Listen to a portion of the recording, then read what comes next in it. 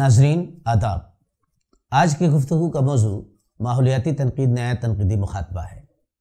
اب ادبی متون کی قرأت کسی ایک رجحان، آئیڈیولوجی یا سیاق پرو سے کرنا بہت محال ہو گیا ہے، کیونکہ آج کا قاری متن سے مکالمہ کرتے ہوئے یہ سوال متن سے کرتا ہے کہ اے متن تیری سیاست کیا ہے۔ یہی وجہ ہے کہ تنقید کی دنیا میں مختلف نوع اقسام کی ترجیحات ایک کٹل قانون بن چکی ہیں۔ یا بعض ترجیحات یا نظریات اپنی شدت پسندی کی وجہ سے بہت جلد رد کر دی جاتی ہیں، تو بعض ترجیحات کی بنیادیں معروضیت یا کلی قرأت پر استوار ہوتی ہیں۔ اسی باعث تنقیدی متون کے قارئین کے بڑے حلقے میں اسے قبولیت کی سند مل جاتی ہے۔ تنقیدی مکاتب فکر جیسے رومانی، جمالیاتی، مارکسی، تاریخی، تخلیقی، فلسفیانہ، حیاتی، اسلوبیاتی، نو تاریخی، نئی تاریخیت، نفسیاتی، آرکیٹائپی، اساطیری، ثقافتی، عملی، اساطیری اور نئی تنقید، مابعد جدید تنقید، پس ساختیاتی تنقید، رد تشکیلی تنقید اور نہ جانے اور کتنے بھی تنقید کی شکلیں ہیں جو آپ سب جانتے ہیں، وغیرہ سے الگ آج کے اس مابعد جدید دور میں ماحولیاتی تنقید کے جس نے حال ہی میں ادب کے مطالعے کا ایک نیا نہج ہمارے سامنے رکھ دیا ہے،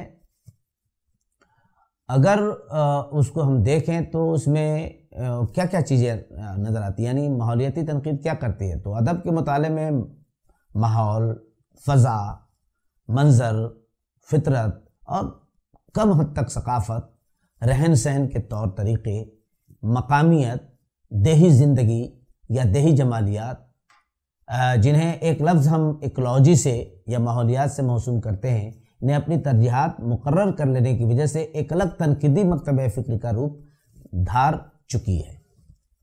یہ سچ ہے کہ اردو میں فی زمانہ ایکو کرٹیسزم یا ماحولیاتی مطالعہ یا ماحولیاتی تنقید کی مثالیں بہت کم ہیں، نہ کے برابر ہیں، تاہم کچھ ایک ناقدین نے اس ضمن میں دلچسپی دکھلائی ہے،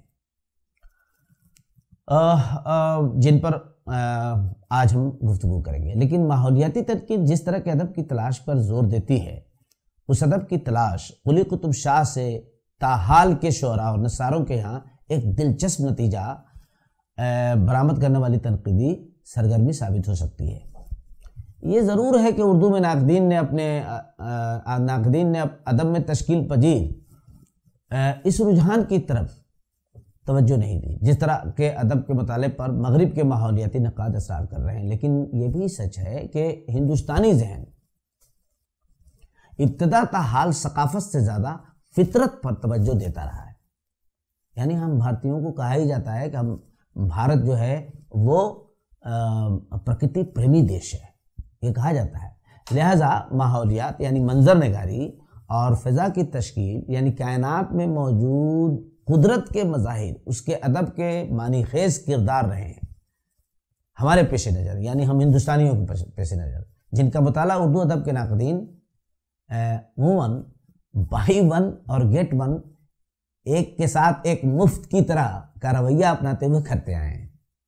یعنی کسی متن کا ہم جائزہ لے رہے ہیں تو ساری باتیں ہونے کے بعد میں اس میں تھوڑی منظر نگاری وغیرہ پر بھی روشنی ڈال لیتے ہیں، جسے مغرب میں اب جا کر کے وہ جو تھوڑی سی گفتگو ہم منظر نگاری پہ کرتے تھے، اس کو مغرب نے ایک رجحان میں تبدیل کر دیا ہے، جس کو ہم ماحولیاتی تنقید کہتے ہیں۔ تو ایک نئے طرز مطالعہ کے بطور ماحولیات لفظ سے آشنائی حالیہ صدی میں بعض سائنسی علوم کے ذریعے ہوئی ہے۔ اندازہ ہوتا ہے کہ ماحولیاتی تنقید ایک طرف اگر فطرت سے اس کا تعلق ہے، تو دوسری طرف یہ سائنسی علوم اور انسانی علوم سے بھی وابستہ ہے۔ گویا کہ ادب، سائنس اور انسانی علوم جیسے آج ایک ہی پلیٹ فارم پر آ گئے ہیں۔ اس لیے آج ادب اور غیر ادب کے فرق پر بات کرنا، جیسا کہ جدیدیت کرتی تھی، اب سے پہلے کی جو تحریک تھی، یا زور دیتی تھی کہ ادب میں اور غیر ادب میں فرق ہے، وہ بہت مشکل ہے، اور یہ اس کو ثابت کرنا یا اس کو پوری طرح سے معروضیت کے ساتھ دیکھنا بہت مشکل ہو گیا ہے۔ تو ماحولیاتی تنقید ادبی طریقہ کاروں یعنی بیان و بدی کی امتیازی شکلوں کے ساتھ ساتھ ادب میں دیہی زندگی کے پیکروں، ماحول، فطرت اور مناظر کی پیشکش کی نوعیت کیا ہے متون میں، اس پر زور دیتی ہے یا اس کو ٹریس کرتی ہے۔ جیسے اپنی کتاب میں دی ایکوکرٹسزم ریڈر میں چیرل گلوڈفیلٹی نے لکھا ہے، اس کا ترجمہ میں آپ کے سامنے رکھ رہا ہوں، اور پروفیسر ہیں امریکہ میں، پروفیسر آف انوائرمنٹ ہیں، ان کو پہلا پروفیسر بھی کہا جاتا ہے انوائرمنٹ کا، یعنی اس فیلڈ میں پروفیسرشپ آئی تو وہ سب سے پہلے انہی کو ملی، چیرل گلوڈفیلٹی کو، جو ایک لیڈی ہیں اور انہوں نے ایکولوجی اور ایکولوجیکل لٹریچر پہ بہت کام کیا ہے۔ تو وہ لکھتی ہیں اپنی کتاب میں، انہوں نے ایک کتاب ترتیب دی ہے، مرتب کی ہے، تو اس میں مقدمے وہ لکھتی ہیں جس کا ترجمہ یہ ہے، وہ سوال کرتی ہیں کہ ماحولیاتی تنقید کیا ہے؟ تو وہ جواب دیتی ہیں کہ عام لفظوں میں کہا جا سکتا ہے کہ یہ ماحول اور ادب کے رشتے کا مطالعہ ہے، یعنی ماحول اور ادب کا کیا رشتہ ہے اس کا مطالعہ ہے۔ جیسے تانیثی تنقید زبان اور ادب کی جانچ پرکھ صنفی افتراقات کی بنیاد پر کرتی ہے، اور مارکسی تنقید کیا کرتی ہے؟ مارکسی تنقید پیداوار کے ذرائع اور اقتصادی طبقاتی کشمکش کی تلاش متن میں کرتی ہے۔ اسی طرح ماحولیاتی تنقید ادب میں ارض مرکزی یعنی ارتھ سینٹرڈ طریقے مطالعہ پر زور دیتی ہے، ارتھ سینٹرڈ، ارض مرکزی۔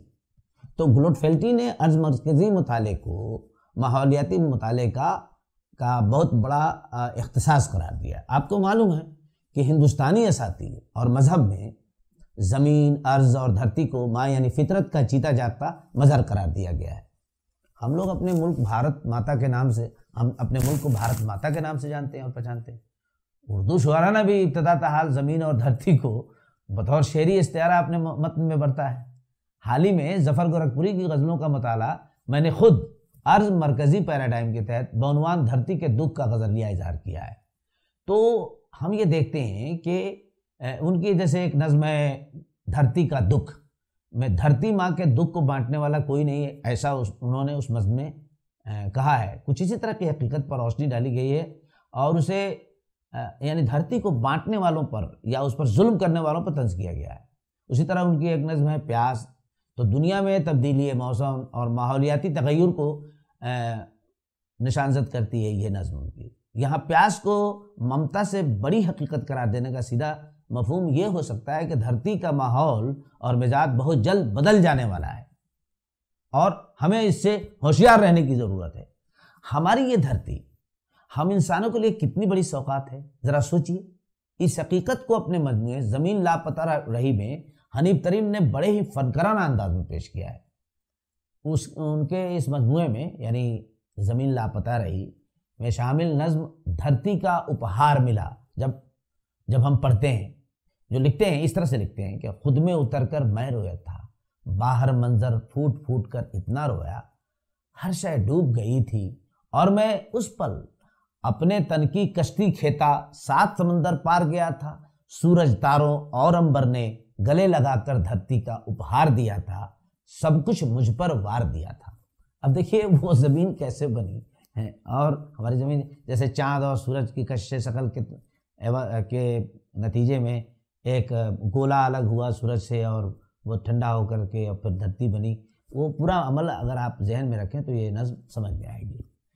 یعنی ادب میں فطرت کی نمائندگی کیسے کی جا رہی ہے، گزرتے وقت کے ساتھ بیابانوں، تالابوں، جھیلوں، صحراؤں، پہاڑوں اور سمندروں کا تصور کیوں کر بدلتا جا رہا ہے۔ ماحولیاتی نقاد ادبی متون کے ذریعے ان مسائل پر روشنی ڈالتا ہے۔ کچھ چند ایک اشعار بھی زمانے حال کے جو آج کل کے جو شعراء ہیں، ہمارے 80 کے بعد کے شعراء ہیں، ان کے متون سے آپ ملاحظہ فرمائیں اور دیکھیں، خود غور کریں کہ فطرت یعنی ندی، جھیل، تالاب، تتلی، پیڑ پودے وغیرہ جو آئے ہیں ان کے اشعار میں، وہ استعارے بنے ہیں، تشبیہیں بنی ہیں، یا ان کا آزاد کردار اس میں موجود ہے، یا ان کا دکھ اس میں موجود ہے۔ تو ایسے اشعار ہمارے یہاں 80 کے بعد زیادہ بڑی تعداد میں ایسے اشعار سامنے آ رہے ہیں۔ مظفر حنفی جو ابھی حال ہی میں ان کا انتقال ہوا ہے، ان کا ایک شعر ہے کہ کسی کو کیا خبر ہوگا اگر ذرے میں صحرا ہے، کسی کو کیا خبر ہوگا اگر ذرے میں صحرا ہے، کسی کو کیا خبر ہوگا اگر ذرے میں صحرا ہے، اگر قطرے میں دریا ہے تو دریا کون دیکھے گا، اگر قطرے میں دریا ہے تو دریا کون دیکھے گا، تم نے کیوں بارود بچھا دی دھرتی پر، میں تو دعا کا شہر بسانے والا تھا. یہ پروین کمار اشک ہیں. اسی طرح شمیم عباس کہتے ہیں جس پر کھڑے تھے رات وہ ٹیلا کدھر گیا، ساحل کھسک گیا کہ سمندر بکھر گیا. دیکھیے یہ ایکولوجیکل ڈیساسٹر، ایکولوجیکل تبدیلیاں جو آ رہی ہیں اس کو نشان دہی کر رہے ہیں ہمارے شعراء. اسی طریقے سے شاخ میرے شجر کی ہری چھوڑ دے، اے خزاں اپنی جادوگری چھوڑ دے. یہ ملک زادہ جاوید کا شعر ہے. اسی طریقے سے آپ فرات احساس کو دیکھیے. فرات احساس ڈائریکٹ جو ہے نا اس وقت ماحولیاتی تبدیلی کی طرف اشارہ کر رہے ہیں. یہ دنیا اب کسی قابل نہیں ہے، قیامت کو بلانے جا رہا ہوں. یعنی اب بلائیے یا نہ بلائیے قیامت کو، قیامت کی طرف ہم خود بڑھ رہے ہیں. جس بیاباں میں ہوں میں آبلا پا، وہ بیاباں میری سچائی ہے. اور مہتاب حیدر لکھتے ہیں میری زمین میرے ساتھ ساتھ چلتی ہے، وگرنہ میرے لیے تھا تو در بدر ہونا. اسی طرح سے بہت سے اشعار آپ دیکھ سکتے ہیں. شعراء کی غزلوں سے مثالیں مکمل نہیں ہیں. بہت سے اشعار جیسے آپ شہناز نبی کو پڑھیے. ایکو سسٹم ایک نظم ہے ان کی، ایکو سسٹم ہے. وہ لاسٹ میں پیڑ لگانے کی طرف بہت ہی فنی طریقے سے پیڑ لگانے کی طرف ہماری توجہ مبذول کرتی ہیں. سچ یہ ہے کہ اس وقت شاید ہی کوئی شاعر ایسا ہو جس کے ہاں ماحولیاتی تطہیر کی فکر مندی قلم بند نہیں ہوئی ہو. یہ اشعار غیر شعوری طور پر نقل کیے گئے ہیں. اب کچھ معاصر شعراء کی نظموں سے بھی آپ کچھ نظمیں بھی سن لیجئے. ہمارے بہت ہی اہم شاعر، نظم کے اہم شاعر جمال اویسی کی نظم ہے تو جنگلوں میں سفر سے ماخوذ. اس نظم کا کچھ حصہ سنیے. آبشاروں سے نکل کر پتھروں پہ دوڑتے، خوبصورت جنگلوں میں پانیوں کا شور ہے. دور تک پھیلا ہوا ہے سلسلہ چٹان کا، سرمئی ہے رنگ کوہساروں کا وقت شام ہے. اور ان کے درمیان میں ہوں سفر کرتا ہوا، جنگلوں کی خاموشی پیغام دیتی ہے کہ رک قلب سے میرے، نہ شاید پھر تیرا ہوگا گزر، کچھ یہاں آرام کر. میں نے پیڑوں کو ترستی آنکھ سے دیکھا مگر پاؤں کو رکھا برابر گامزن منزل کی سمت. اب دیکھیے اس میں یہ کہا ہے کہ ہم کو فرصت ہی نہیں ہے کہ اپنے بغل میں، اپنے سامنے راہ چلتے ہوئے جو پیڑ پودے ہیں کس دکھ سے گزر رہے ہیں، ان پر کیا کون سی مصیبت ان پر آن پڑی ہے، اس پر ذرا سا غور کریں. ماحول یہ جو فطری، یہ جو رومانی جو شاعر ادیب ہوا کرتے تھے وہ بھی یہی بات کہتے تھے کہ رخ کو دیکھو، بیک ٹو نیچر، نیچر کی طرف واپس ہو جاؤ. تو یہاں واضح طور پر فطرت کی طاقت کا احساس دلایا گیا ہے اور آدمی سے اس کے مضبوط رشتے جو کمزور پڑنے لگے ہیں اس کی طرف توجہ دلائی گئی ہے. راشد ارمن راشد جو ہے وہ ہمارے عہد کے ایک ایسے شاعر ہیں جنہوں نے اپنے ایک مجموعے میں کوہرے میں ابھرتی پرچھائی میں تو نظمیں اور غزلیں بہت طرح کی لکھی ہی ہیں، لیکن ایک ان کا مجموعہ گیت سناتی ہے ہوا، باضابطہ ایکولوجیکل شعری مجموعہ اس کو کہہ سکتے ہیں. وہ آئیے اس میں ہر غزل میں کی ردیف جو ہے وہ فطرت کا کوئی نہ کوئی مظہر جو ہے اس کی ردیف بنا ہے، کوئی نہ کوئی مظہر. تو بہت ہی ایک ناول ان کا مجموعہ ہے یہ، جس کو ہم ایکو ٹیکسٹ کہہ سکتے ہیں، جو اس وقت آیا ہے ہمارے سامنے. تو پرندہ اور گھونسلہ ان کی ایک نظم ہے، اس کو سنیے ذرا سا کہ شفق کی لالی دیکھو، شفق کی لالی دیکھوں آسماں سے ہو رہی رخصت، دھندلکا شام کا پھیلتا جاتا ہے ہر جانب، ہوا خاموش رہ کر بھی کوئی دھن چھیڑ دیتی ہے. پرندے غول میں اپنے ٹھکانوں کی طرف پلٹے، اجالے میں کہیں بھٹکیں اندھیرا ہوتے ہی، لیکن خاموشی سے یہ اپنے گھونسلوں کو لوٹ جاتے ہیں. یہاں واضح طور پر انسان اور فطرت کے موازنے کے ذریعے اپنی تطہیر کرنے کی کوشش کی گئی ہے. اسی طریقے سے فرات احساس نے فطرت کے کھیل کو مابعد الطبیعاتی انداز میں ایک بہت بڑی سچائی کے روپ میں پیش کرنے کی کوشش کی ہے. ہوا گلابوں کی پتیوں اور تتلیوں کے پروں کو، سوکھی ہوئی فرومایا ٹہنیوں کو، تمام روئے زمیں پہ خلق خدا کے بے کاروبار سائے، تمام آبادیوں کی بیکار سادہ کاغذ کی ردیوں اور ساری کھوئی ہوئی صداؤں کی دھجیوں کو اکٹھا کرنے میں منہمک ہے کہ ان سے سورج کے گھر کا چولہا جلا کرے گا. یہ کوڑے کرکٹ کا ڈھیر جو ہم لوگ لگاتے ہیں اور ایکولوجی کو تباہ برباد کرتے ہیں، اس پہ بڑی خوبصورت نظم ہے، بہت گہرا، بہت ہی تیکھا طنز ہے اس پہ.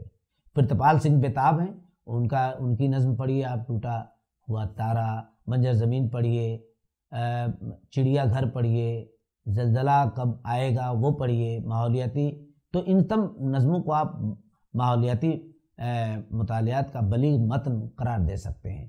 یہ ایک نظم ہے، پہاڑ، سائنس اور فرشتہ۔ تو دیکھیے کیا کہتے ہیں، اس پہاڑ پر کب سے تیشا چلا رہا ہوں، جتنا یہ کٹتا ہے اس سے زیادہ بڑھ جاتا ہے، حالانکہ میری سوچ پر سائنس کی محست ہے، پھر بھی منتظر ہوں کسی ایسے فرشتے کا جو اس پہاڑ کو اپنے ہاتھوں پہ اٹھا لے جائے۔ دیکھیے ہنومان جی کی طرف اشارہ ہے، جو اس پہاڑ کو اپنے ہاتھوں پر اٹھا لے جائے اور میرا راستہ صاف ہو۔ تو نظم میں فطرت کو مسمار کرنے اور سائنس کے زام میں اندھے ہو کر ایسی ثقافت کا خواب دیکھنے پر مہذب قسم کا طنز کیا گیا ہے، جہاں فطرت سے چھیڑ چھاڑ کو اپنی بڑائی سمجھا جاتا ہے۔ ہم لوگ سمجھتے ہیں نظم کے آخر میں جو لائن استعمال کی گئی وہی لائن دراصل دنیا کی بربادی کا پیغام سنا رہا ہے، میرا راستہ صاف ہو۔ یہی سوچ تو جنگلوں اور درختوں کو موت کے گھاٹ اتار رہا ہے، راستہ صاف کر رہے ہیں۔ یہی انسان اپنے ہاتھوں سے اپنا گلا کاٹ رہا ہے۔ غزل کے ایک اور شاعر عزیز نبیل ہیں، انہوں نے بھی ماحولیاتی شعور کی پر مبنی نظمیں لکھی ہیں۔ وہ اس کے علاوہ آپ نعمان شوق کی نظمیں پڑھیے، موسم بہار کی پہلی نظم، موسم بہار کی آخری نظم وغیرہ وغیرہ، تو ان کے ہاں بھی ماحولیاتی شعور پر مبنی نظمیں اور غزلیں دکھائی دیتی ہے۔ رؤف رضا جن کا انتقال 2-3 سال پہلے ہو گیا، ان کی نظمیں پڑھیے، ان کے ہاں بھی ماحولیاتی شعور پر مبنی نظمیں ملیں گی آپ کو۔ اور وقت نہیں ہے کہ میں ان تمام شعراء کے بارے میں آپ کو بتاؤں، تو معاصر غزل میں، نظم میں بہت سے شعراء کی بہتات ہے، بہت سے شعراء ایسے ہیں آپ کو مل جائیں کہ جن کے ہاں واضح طور پر ماحولیاتی ایجنڈا، یعنی اس کی تطہیر کا ایجنڈا، ماحولیاتی تحفظ کا ایجنڈا، ماحولیات کو بچانے کا ایجنڈا، برگد، شجر، پہاڑ، دریا، سمندر، جھیل سب کیسے بچیں، کیسے زندہ رہیں، انسانوں سے اس کا کیا رشتہ ہو سکتا ہے، اس پر گفتگو، اس پر شاعری بہت اچھے طریقے سے کی گئی ہے۔ اب آپ کو میں 2-3 باتوں کی طرف اور اشارہ کروں گا، وہ یہ ہے کہ دانشوروں نے ماحولیات کے فنکارانہ اظہار کے لیے اب عمیق ماحولیات یعنی ڈیپ ایکولوجی کی بات کرنی شروع کر دی ہے۔ مغرب میں آج زمین دوست اور ماحول دوست یعنی ایکو فرینڈلی نامی تنظیمیں وجود میں آ گئی ہیں۔ اتنا ہی نہیں، مغرب میں سی شیفرڈ جیسی تنظیمیں بھی وجود میں آ گئی ہیں، جیسے اردو میں ہم سمندری گٹریے یا رائے کہہ سکتے ہیں۔ ایک بات یہ ہے کہ ماحولیاتی تنقیدی ڈسکورس مغرب میں بھی دراصل مشرقی مذاہب سے ہی اخذ کیے گئے ہیں، جیسے تاؤزم ہے، بدھزم ہے، ہندوازم ہے اور اسلام ہے۔ اور آپ غور سے دیکھیے گا تو اپنے اس ملک میں، ہمارے ہندوستان میں، لفظ فضا، ماحول، قدرت، فطرت اور منظر کے علاوہ مظہر، نظارہ، وادی، گھاٹی وغیرہ، تصویر کشی اور منظر نگاری سے متعلق ادب کے علاوہ دیگر علوم میں بھی کثرت سے اس طرح کے الفاظ استعمال ہو رہے ہیں۔ ہمارے یہاں جل دیوتا مشہور ہے، آگ دیوتا، سمندر دیوتا، بن دیوی، پون پتر ہنومان اور ان کا سنجیونی بوٹی کے لیے پہاڑ کو لے کر رام کے پاس آ جانا، جیسے ایک نظم میں اس کی طرف اشارہ تھا۔ انسان کے وجود ہی کی طرح فطرت کے آزادانہ وجود کی گواہی کی مثالیں ہیں، جنہیں ہم انسانوں نے اپنے تصرف میں لے کر آزاد وجود کی نفی کر دی ہے۔ ہم جانتے ہیں کہ ہندی اساطیر میں پیڑ پودوں کو بھی افراد خاندان سمجھا جاتا ہے۔ ہم اپنے بیٹے کو ہی ابھی اپنا بیٹا نہیں سمجھتے ہیں، بلکہ پودوں کو بھی سمجھتے ہیں۔ یہ ہمارے ہندوستان میں ہے۔ یہ سبھی کو معلوم ہے کہ جب راون نے سیتا کو ہر لیا تھا تو اس بات کا غم صرف رام جی کو نہیں ہوا تھا، بلکہ وہاں کے درختوں اور پودوں نے بھی سیتا کے ہرن کے بعد سیتا کا ماتم کرنا شروع کر دیا تھا۔ ہمیں معلوم ہونا چاہیے کہ پاروتی دیودار کے درخت اور اپنے بیٹے گنیش میں کوئی فرق نہیں سمجھتی ہیں، کوئی فرق نہیں سمجھتی، بلکہ اسے اپنا دوسرا بیٹا کہا کرتی تھی۔ دیودار کے درخت کو، وہ دیودار کے درختوں کو پانی دیتے وقت بچے کو دودھ پلانے کے احساس سے دوچار ہو جاتی تھی۔ ہمیں معلوم ہے کہ ہندوستان میں درختوں کے درمیان آپس میں شادی کا بھی رواج ہے۔ ہمارے ہاں بہت سے درخت پراسرار حیثیت رکھتے ہیں، بہت سے درخت بودھی درخت مانے گئے ہیں۔ اشوک کے درخت کے بارے میں سبھی جانتے ہیں کہ تلسی کا درخت، دھتورے کا پودا اور کرچی کا پھول، سب کے جتنے بھی پودے، پیڑ پودے اور درخت ہیں بڑی متبرک حیثیت رکھتے ہیں ہمارے یہاں۔ معراج میں جاتے ہوئے ہمارے رسول اللہ صلی اللہ علیہ وسلم کو جہاں جبریل نے چھوڑا تھا، اس جگہ ہمارے تصور سے پرے ایک درخت سدرۃ المنتہا کا ذکر آتا ہے۔ یہ موقع نہیں کہ ان پر تفصیل سے گفتگو کی جائے۔ حضور صلی اللہ علیہ وسلم جنگوں میں جب جاتے تھے لوگ تو کہتے تھے 3 لوگوں کو آپ کو نقصان نہیں پہنچانا ہے فوجوں کو، درخت، بچہ اور بوڑھا۔ تو ایک ایکولوجیکل شعور ہمارے یہاں ہمارے مذہب سے، اسی لیے آج کل آپ دیکھیے گا کہ رومانی ماحولیات اور دینی ماحولیات یعنی تھیولوجیکل ایکولوجی کا بھی ٹرم استعمال کیا جا رہا ہے، ماحولیاتی دینیات یا دینیاتی ماحولیات۔ تو شاعری اور ادب میں اساطیری سوچ غیر شعوری طور پر کسی فن پارے میں اپنی جگہ بنا لیتی ہے۔ ماحولیاتی نقاد ان جملہ افکار پر روشنی ڈالتا ہے جس کے سراغ مغرب سے زیادہ مشرق میں تلاش کیے جا سکتے ہیں۔ اب سوال یہ پیدا ہوتا ہے کہ ہمارے یہاں اس طرح کے مطالعات کا آغاز کس نے کیا؟ تو یہ میں خود ستائی ہوگی اگر میں یہ کہوں کہ پہلی بار اس کی تھیوری پر، اس کی شعریات پر، اس کے اصول پر 2004 میں اردو اکیڈمی کے سیمینار میں میں نے اس کا اعلان کیا تھا، اور یہ جو گفتگو میں کر رہا ہوں اس پر ایک ریسرچ پیپر میں نے وہاں پیش کیا تھا اور ماحولیاتی تنقید کا میں نے آغاز کیا تھا۔ لیکن اس سے پہلے گرین اسٹڈیز پر یا ماحولیاتی متون کے تجزیے پر مبنی 1-2 مضامین عتیق اللہ صاحب نے لکھے تھے، لیکن انہوں نے کوئی تھیوری اس سلسلے میں پیش نہیں کی تھی۔ تو پہلی بار میں نے اس کی تھیوری پیش کی تھی اور اس طرز مطالعے کا آغاز میں نے کیا تھا کچھ زمانے پہلے، اور اس سلسلے کی اور کئی مضامین ہیں جو آپ جا کر کے پڑھ سکتے ہیں۔ یہ مضامین آپ کو دکھائی دیں گے اگر رسالے کی برگردانی کریں تو انیس اور ماحولیاتی تنقید میرا مضمون ہے، فریاد آذر سبز آزمی کی تلاش اور فریاد آذر کی غزلیں یہ مضمون ہے، اس کو آپ پڑھ سکتے ہیں۔ اس کے علاوہ قصیدے پر میں نے کچھ کام کیا ہے جس میں جو تشبیب ہوتی ہے قصیدے کی، بہاریہ تشبیب، اس کو میں نے گرین اسٹڈی کا بہت بڑی علامت بنا کر پیش کیا، اس کو آپ پڑھ سکتے ہیں۔ تو یہ سب متون جو ہیں، ان متون پر میں نے جس پر ایک کتاب بھی آ رہی ہے، تو آپ ان سب چیزوں کو پڑھ سکتے ہیں۔ تو اگر شجر کو، جیسے مان لیجیے شجر ہے تو شجر کو آپ استعارہ بنا سکتے ہیں، تو یہ ماحولیاتی مطالعہ نہیں ہوگا۔ لیکن شجر کو اگر اس کے آزاد وجود کے ساتھ اگر اپنے متن میں رکھتے ہیں تو یہ ماحولیاتی متن ہوگا۔ مجھے اب اور سیاروں پہ لے چل، گلوبل گاؤں سے اگتا گیا ہوں، فریاد آذر کا شعر ہے۔ پرندے لوہے کے کنکر بموں کے پھینکتے ہیں، عذاب ہم پہ ہے کیوں ابرہا کے لہجے میں، سبز لمحات سے جب ہوگی ملاقات اس کی، خود پہ روئے گا بہت عہد میزائلوں کا۔ تو یہ آج کا جو لڑنے جھگڑنے اور ملک سے ملک، ایک ملک دوسرے ملک پر جو ہے نا ہزاروں بم پھینک رہا ہے اور یہ سوچ رہا ہے کہ ایکولوجی ہماری درست ہو جائے، تو ہماری یہ دنیا تباہ ہو رہی ہے، جنگوں سے تباہ ہو رہی ہے، طرح طرح کے آلودگیوں سے تباہ ہو رہی ہے۔ لیکن ساری دنیا کے لوگ تو مطلب یہ سوچ رہے ہیں کہ ہماری یہ دھرتی کیسے بچے گی، سوشیولوجی میں اور سائنس میں کام ہو رہا ہے، لیکن ہمارے ادب والے کیا کر رہے ہیں؟ ہمیں ادب میں کیا کرنا چاہیے، نہیں کرنا چاہیے، ہم ادب کو کیسے، ادب کے ذریعے یہ کام کیسے کریں، ادب میں کیسے اس ایجنڈے کو شامل کریں؟ ادب والے پیچھے ہیں اس کے۔ اب اندازہ کیجئے کہ 1996 میں اور اس سے پہلے 2-4 سال پہلے اس طرح کی ٹرمینولوجی کا استعمال کیا جانے لگا تھا، ایکو کرٹیسزم یا ایکو لٹریچر، اس طرح کا استعمال کتنے بعد میں ہم نے مغرب میں بھی بہت بعد میں اس پر سوچنا شروع کیا۔ ادیبوں کو تو بہت بعد میں سوچا کہ ہمیں بھی اس کو اپنے طرز مطالعہ کا حصہ بنانا چاہیے، لیکن انہوں نے نہیں بنایا۔ لیکن خدا کا شکر ہے کہ 1996 یعنی 90 کی دہائیوں سے ماحولیاتی طرز مطالعہ کا آغاز ہو گیا ہے۔ تو کہنے کا مطلب یہ ہے کہ پیٹر بیری کی کتاب پڑھیے آپ، ایکو کرٹیسزم، تو اس میں وہ ماحولیاتی تنقید کے بارے میں وہ لکھتے ہیں کہ simply defined ecocriticism is the study of relationship between literature and physical environment, but should we call eco-criticism or green studies? Both terms are used to denote a critical approach which began in the USA in the late 1980 and UK in early 1990, and since it is emergent movement.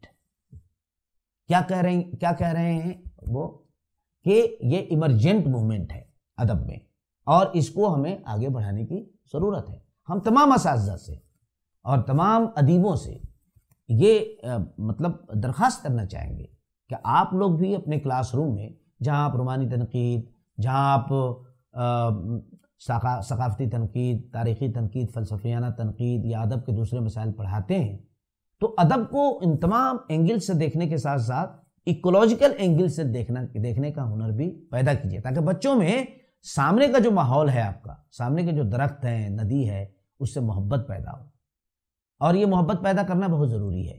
تو کہنے کا مطلب یہ ہے کہ ماحولیاتی تنقید کچھ باتوں پر توجہ دیتی ہے، کچھ باتوں پر توجہ دیتی ہے، ان باتوں کو ہمیں دھیان میں رکھنا ہے۔ اور اگر کوئی پوچھے ہم سے کہ مطلب ماحولیاتی تنقید کن کن باتوں پر توجہ دیتی ہے، تو میں آپ کو 2-4 پوائنٹ کے بعد میں بتا کر کے اور میں اپنی گفتگو ختم کروں گا۔ پہلا پوائنٹ یہ ہو سکتا ہے کہ عظیم ادبی کارناموں کی قرت ماحولیاتی تنقید اپنے نقطۂ نظر سے کرتی ہے۔ یہ غور کرتی ہے کہ ان فن پاروں میں فطرت کس طور پر پیش کی گئی ہے، یہ کیا محض تلذذ کے لیے یا لطف اندوزی کے لیے، یا انہیں اصل کے بجائے استعارہ بنا دیا گیا ہے، یا کسی کتاب کے پس منظر میں فطرت موجود ہے، یا فطرت اپنے آزاد وجود کے طور پر فن پارے میں موجود ہے یا نہیں۔ یہ بھی ہو سکتا ہے کہ فطرت فن پارے میں انسانوں کو زندگی کے گہرے اسرار کو سمجھانے کے لیے سامنے آئی ہو، جیسے جوش کہتے ہیں ہم ایسے اہل نظر کو ثبوت حق کے لیے اگر رسول نہ ہوتے تو صبح کافی تھی۔ دوسری اہم بات جو ماحولیاتی نقاد ادب کو پڑھتے ہیں تو وہ کیا دیکھتے ہیں، وہ یہ ہے کہ ماحولیاتی نقاد فطرت اور ثقافت کے رشتے کی وضاحت بھی کرتے ہیں۔ ماحولیاتی نقاد ان چیزوں کو بھی شک کی نگاہ سے دیکھتے ہیں، جسے فطرت کا نام تو دے دیا گیا ہے، لیکن دراصل وہ ثقافتی عمل ہی کا دوسرا روپ یا سیاست کی طاقت کا زائدہ ہے، جس پر اس مضمون میں بات کی جا چکی ہے۔ تیسری بات جو ہے، ماحولیاتی نقاد کے لیے علاقہ، مقام اور مقامی یا علاقائی ادب اہم ہے، یعنی ریجنل لٹریچر ہمارے لیے اہم ہے، جہاں فطرت اپنی اصل شکل میں نظر آتی ہے۔ چوتھی بات، ماحولیاتی نقاد کائنات میں موجود توازن کے مطالعے پر زور دیتے ہیں اور دیکھتے ہیں کہ متن میں اس توازن پر بات کی گئی ہے کہ نہیں، اور توقع کرتے ہیں کہ ایسا ادب سامنے آئے جس میں فطرت کے ختم ہونے پر کیا اثرات مرتب ہوں گے۔ مصنفین ان مسائل کو اپنی کہانیوں، اپنی نظموں، اپنی غزلوں میں پیش کریں۔ اسی طریقے سے یہ بھی کہ ماحولیاتی نقاد اپنے ادب کے ان ادوار اور تحریکات کے مطالعے پر زیادہ توجہ دیتے ہیں جس کے پس منظر میں فطرت کا اہم رول رہا ہے۔ جیسے مان لیجئے کہ اب ماحولیاتی نقاد کے لیے رومانٹک لٹریچر جو ہے وہ زیادہ اہم ہو جائے گا۔ اسی طریقے سے ادب کی ان اصناف کا ماحولیاتی نقاد زیادہ مطالعہ کرتے ہیں جن میں جغرافیائی خصوصیات وغیرہ زیادہ ہوں، مطلب فکشن کے مطالعے پر زور دیتے ہیں، اس میں جغرافیائی خطوط زیادہ ابھر کر سامنے آتے ہیں۔ اسی طریقے سے ہم اس تھیوری سے یعنی ماحولیاتی نقاد، یعنی ہم لوگ ماحولیاتی نقاد اس تھیوری سے بھاگتا ہے جس میں لسانیاتی تحدید ہو۔ البتہ وہ ان لسانیاتی عناصر پر توجہ زیادہ کرتے ہیں جن میں خارجی مظاہر کی عکاسی زیادہ کی گئی ہو، یعنی ماحولیاتی نقاد کے نزدیک خارجیت اہم ہے، یعنی باہر جو کچھ بھی دکھائی دے رہا ہے وہ اہم ہے، کیونکہ خارجی عناصر پر توجہ سے ہی ماحول کے باریک مشاہدے سامنے آ سکتے ہیں۔ اگر بغیر نظر دیکھیں تو مشرقی شعر و ادب میں، بالخصوص عربی، فارسی اور اردو میں قصیدہ کی صنف جو آپ دیکھتے ہیں، ماحولیاتی نقاد کے لیے قصیدے کی صنف تو حد درجہ بلیغ متن ہے، جہاں داخلیت سے الگ ہٹ کر خارجی مناظر اور صورتحال پر زیادہ توجہ دی جاتی ہے۔ اتنا ہی نہیں، جہاں مغربی حقیقت پسندی کے خلاف خیال بندی پر، مادہ پر خیال کو ترجیح دی جاتی ہے۔ لیکن افسوس کا مقام ہے کہ اس صنف یعنی قصیدے کی موت کا مژدہ اردو میں جدید ادب کے آغاز میں سنا دیا گیا تھا، کیونکہ مغربی شعریات نے ہمیں یہ پاٹ پڑھا دیا ہے کہ قصیدہ جھوٹ کا دفتر ہے، جبکہ قصیدہ مشرقی ذہن اور اس کے علوم کا ماخذ ہے۔ قصیدوں کی تشبیب، جس میں موسم بہار، ہر سو ہریالی، گرین کی ایک حسین دنیا کی تشکیل کا حاوی جذبہ نظر آتا ہے۔ تشبیب پڑھیے، بہاریہ تشبیب، تو اس میں دکھایا کہ چاروں طرف پھول کھل رہے ہیں، طیور اڑ رہے ہیں، سبزہ ہے، گھاس ہے، پھلواری ہے، باغ ہے، پہاڑ ہے، گرین، ایک ہر درجہ گرین منظر تشبیب میں پیش کرنے کی کوشش کی جاتی ہے۔ سودا کا آپ پڑھ لیجئے، کسی بھی شاعر کا بہاریہ قصیدہ پڑھ لیجئے جس میں تشبیب میں بہار کا منظر ہو، اس کو پڑھ لیجئے۔ اٹھ گیا بہمن و دہقت چمنستاں سے عمل، تیغ اردی نے کیا ملک خزاں مستاصل۔ اسی قصیدے میں پڑھیے کیسے موسم بہار کا نقشہ کھینچا گیا ہے۔ وہ موسم بہار کون سا موسم بہار ہے؟ وہ موسم بہار وہ اپنے ذہن میں جو سبزہ ہے، لہلاتے ہوئے سبزے، اڑتے ہوئے طیور، باغات، پہاڑ، ہریالی، وہ اپنے ذہن میں کریٹ کرتا ہے۔ اور آج آپ کا اور ہمارا علاج گرین میڈیٹیشن کے ذریعے کیا جا رہا ہے۔ جب ہم کو کسی طرح کی وہ بیماری، ہم مطلب مان لیجئے کہ ہمیں کینسر ہو جاتا ہے، تو کینسر کا علاج گرین میڈیٹیشن سے کیا جا رہا ہے۔ کیا کیسے؟ آپ کو کہیں بٹھا کر کے کہا جاتا ہے کہ آپ امیجن کرو کہ آپ ہریالی سے بڑے پہاڑوں کے درمیان بیٹھے ہوئے ہیں، بالکل چاروں طرف تتلیاں اڑ رہی ہیں، ہریالی ہی ہریالی ہے، پھول کھلے ہوئے ہیں۔ گرین میڈیٹیشن سے اور بھی بیماریاں دور کی جائیں۔ ہمارا یہ قصیدہ گرین میڈیٹیشن یعنی تشبیب جو ہے، بہاریہ تشبیب، وہ گرین میڈیٹیشن کی مثال ہے، گرین میڈیٹیشن کی مثال ہے۔ سجدہ شکر میں ہے شاخ ثمردار ہر ایک، دیکھ کر باغ جہاں میں کرم عجز و اجل، قوت نامیہ لیتی ہے نباتات کا عرض، ڈال سے پات تلک پھول سے لے کر تافل۔ ان اشعار کو آپ پڑھیے۔ واسطے خلت نوروز کے ہر باغ کے بیچ، آپ جو قطع لگی کرنے روش پر مخمل۔ بہت سے اشعار ہیں جن کو آپ پڑھیں گے تو آپ یہ دیکھیں گے کہ ہمارا قصیدہ نگار اپنے زمانے میں ایک طرح سے گرین میڈیٹیشن کی مثال پیش کر رہا ہے، گرین اسٹڈی کی مثال پیش کر رہا ہے، ہریالی کی اہمیت کو سمجھا رہا ہے۔ یہ اور ان جیسے ادب کے ایسے نکات ہیں جن پر ماقبل تنقید نے توجہ نہیں دی تھی۔ اب ماحولیاتی تنقید نے اپنی ترجیحات مقرر کر کے ایک تنقیدی دبستان کا روپ دھار لیا ہے، لیکن صرف اور صرف اسی کو حوالہ بنا کر ہم کسی بھی صورت میں کسی متن کی جانچ فرق نہیں کر سکتے، کیونکہ اس نقد میں ادب کو کیوں کر ایک جمالیاتی مظہر گردانا جائے گا، اس پر توجہ کم دی گئی ہے۔ اگر ہم دیگر تنقیدی مکاتب کے ساتھ ساتھ ماحولیاتی تنقید کی ترجیحات کو ذہن میں رکھیں تو یقیناً ہم اس عہد کے متن کے ساتھ ایک بلیغ رشتہ قائم کر سکیں گے اور متن کے اندر پوشیدہ سیاست کو سمجھ سکیں گے۔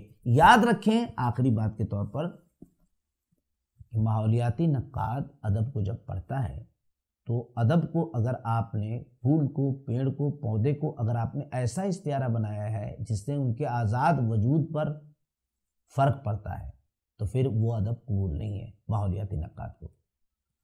فطرت کے آزاد وجود کو جب تک آپ اپنے متن میں جوں کا تو نہیں رکھتے ہیں اور کم سے کم اسے استعارے اور تشبیہوں میں بدلتے ہیں تو وہ ماحولیاتی متن ہوگا۔ جہاں آپ نے فطرت کے آزاد وجود کو، جیسے کہ سودا نے کہا ہے کہ تپتی ہوئی دھرتی پر سڑکوں پر چلتے ہوئے اچانک دیکھا کہ بارش کے چند قطرے پڑے دھول بھری سڑکوں پر، اور دور سے وہ سڑک ایسے معلوم ہوئی جیسے چیچک کے داغ کسی کے چہرے پر ہوں۔ آپ کو کس نے حق دیا ہے کہ فطرت کے حسین مناظر پر اس طرح کا کامنٹ کرے؟ جو بیان کیا جا رہا ہے فطرت جس طرح سے ہے اس طرح سے بیان نہ کر کے اپنے من کی بات آپ فطرت پر اڑائیں گے تو یہ ماحولیاتی نقاد کو قبول نہیں ہے۔ اس لیے آج ماحولیاتی تنقید اپنے کوشچنز کے ساتھ اور ماحولیاتی تحفظ کے ایجنڈے کے ساتھ، گرینائزیشن کے ایجنڈے کے ساتھ آپ کے سامنے ہے۔ آپ کو بھی اپنے طلبہ سے یہ باتیں ضرور بتانی چاہیے اور اپنے کلاس روم میں ایک بار ماحولیاتی تطہیر کے سلسلے میں بات ضرور کرنی چاہیے۔ بہت بہت شکریہ۔